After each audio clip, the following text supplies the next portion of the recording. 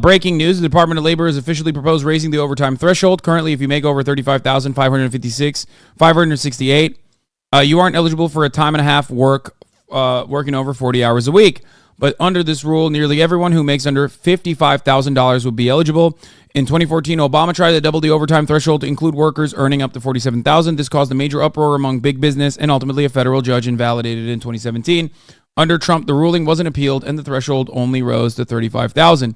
Now the Biden administration plans to raise the threshold to $55,000 for everyone except people left out through a loophole corporations exploit, where anyone with a manager title doesn't get overtime.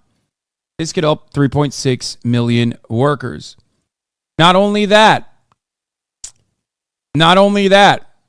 but also, and here we'll do more on the overtime coverage in a second, the Biden administration, like we said, or the National Labor Relations Board under the Biden administration, the Bureau,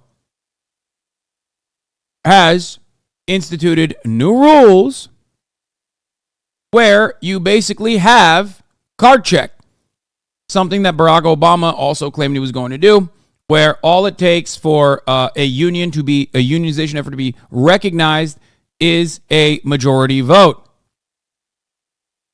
Companies need to take that at face value and can face severe punishments if they refuse to acknowledge it and extend the process through, closed door mandatory meetings, captive meetings, and other ways of trying to persuade people away from unionizing. I worked over 90 hours, 4 weeks in a row. Let's look at the overtime situation. I was so tired I could barely see straight. I didn't get any overtime pay, so if I worked 90 hours in a week, I worked 90 hours and got no overtime and no life. President Biden could single-handedly transform the economy by ensuring that tens of millions have bigger paychecks, more of their time back, or both. Here's how. Until the 1970s, the rules were very simple. For most salaried Americans, if you worked more than 40 hours a week, your boss was required to pay you time and a half for every minute you worked over 40 hours. More Americans had more time to spend with their families, on vacation, or in their communities. Not anymore. My name's Rebecca Latham. I worked as a restaurant manager for 14 very long years. I averaged about 60 hours every week. I basically lived at work and slept and ate only at home. I miss so much with the kids. Being at home with Douglas when he was little, the first time he crawled, his first steps, I felt like I never saw my baby. I'd get home on my days off and I would just sleep.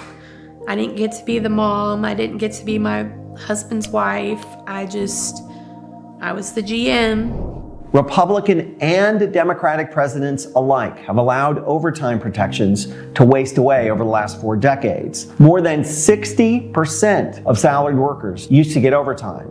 Today, that number is as low as 13%. Right now, the overtime threshold is $35,000 a year. It's kind of weird. I don't know what's going on there, but why is a serial entrepreneur saying this? If you make more than that, chances are you are probably not getting paid any overtime. They gave everybody a raise to just that $35,000 to avoid paying overtime.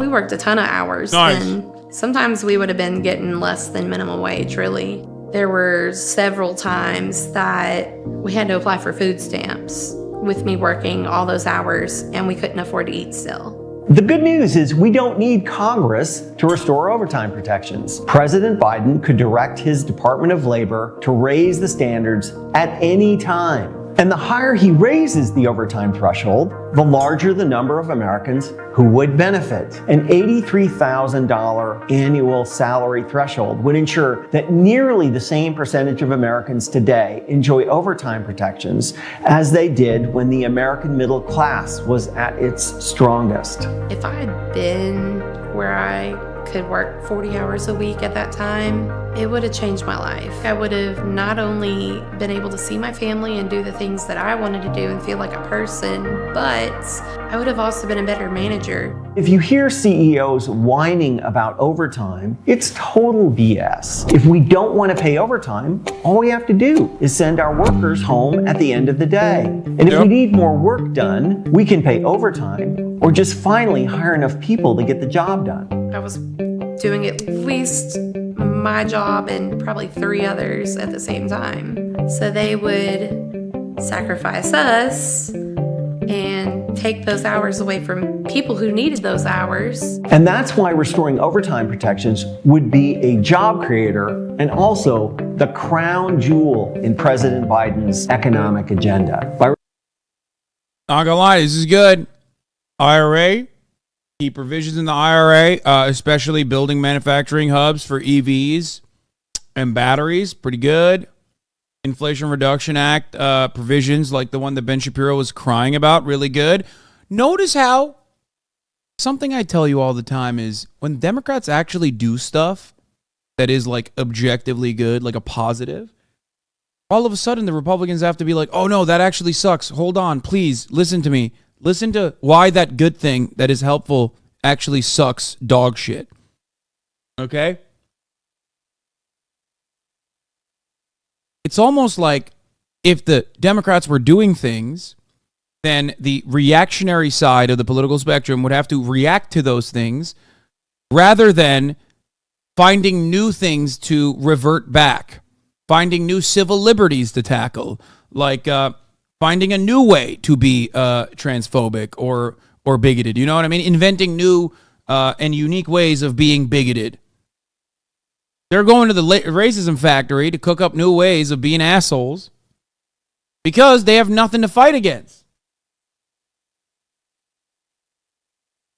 By restoring overtime protections, President Biden will recommit to the 40-hour work week that made the American middle class so great.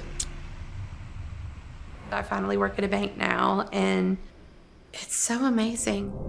I actually have time to see the kids. I've got weekends. I've never had weekends in my life. I have a life to live now. They say time's money, but I mean, can you really put a price on time?